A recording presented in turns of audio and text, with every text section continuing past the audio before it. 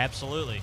Yeah, it's hard to see it in the first 100, 200 feet, like you said, but from that point on, you definitely know the difference. And my first full pull was, 270 plus miles an hour at half track, so quite the difference. Here comes the Phillips Connect machine of Justin Ashley. And the DHL car, driven by Shawn Langdon. Another just tremendous round one matchup. Phillips Connect, fairly new to the National Hot Rod Association, but one of the big principals in the company certainly isn't. That is Jim Epler.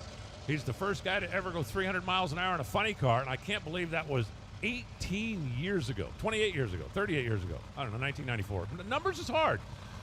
And he was the driving force behind the new program that's going to reward or award the first to go 300 miles an hour in the 8th mile, working with Vita C Energy, Lucas Oil, Cotto, Auto Shocker. They're the number 2 qualifier. You qualify number 2, you don't expect to have to run a Coletta car in round number 1.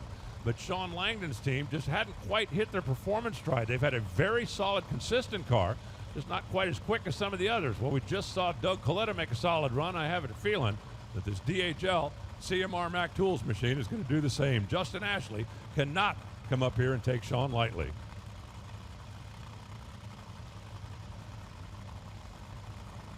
Two of the best in the business on the starting line as well. You might have to be 30 to be off the starting line first.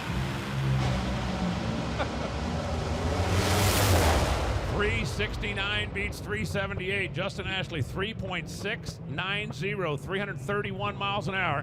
Shawn Langdon goes 378 at 308. I said you might have to be 30-something to be off the starting line first. Justin Ashley was 036 and was off the starting line last. Shawn Langdon went 033, didn't quite have the race car. Joe Costello. Here with Mike Green. You guys have got a car that through qualifying showed you could win it. Your driver's on his game too in 030 light. Yeah, it's pretty exciting. Coming here to Indy, most of us live here, so we have family here and stuff.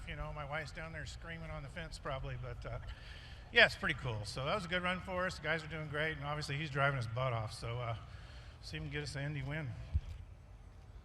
You look at the speed down there on the scoreboards, and that tells a big part of the story. Justin Ashley at 331 and change, obviously, hitting on all 8 all the way down the racetrack. Shawn Langdon, when the speed is down at 308 miles an hour, that car's just not happy.